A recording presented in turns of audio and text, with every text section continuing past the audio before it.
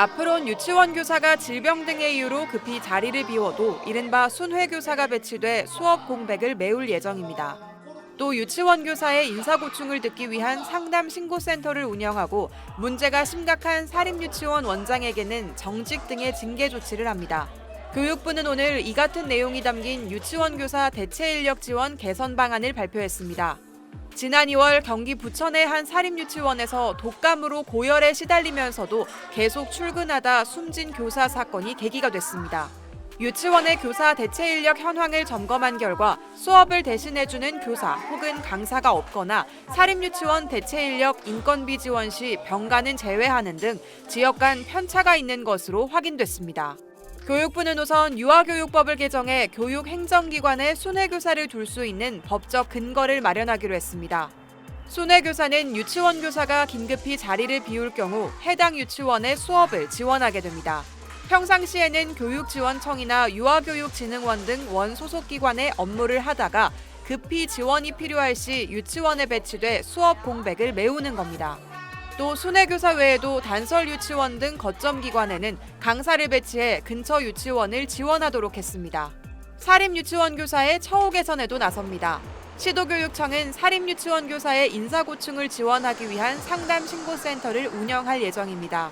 신고센터에 들어온 제보 가운데 문제가 있다고 판단되는 유치원에는 즉시 지도 점검을 실시하고 심각한 사안의 경우 해당 유치원장의 감봉이나 정직 등의 징계도 할 방침입니다.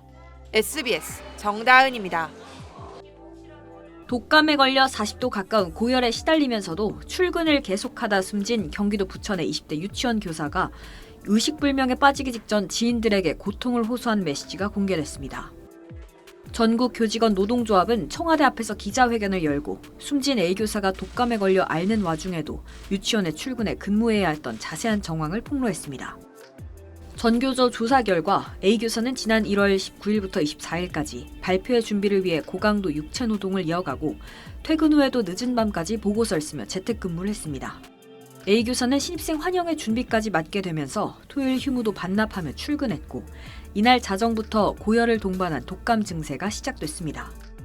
A 교사는 26일 월요일 퇴근 후 병원 진료 시간이 끝나 치료를 받지 못했고 다음 날 저녁에야 B형 독감 확진 판정을 받은 것으로 드러났습니다. A 교사는 원장에게 몸 관리 좀 더 신경 썼어야 했는데 죄송하다며 마스크를 쓰고 출근하겠다고 얘기했고 그 이후에도 38도와 39도 넘는 고열에 시달렸지만 이틀 동안 출근하고 30일 밤 목에서 피가 나와 뒤늦게 응급실로 이송됐습니다.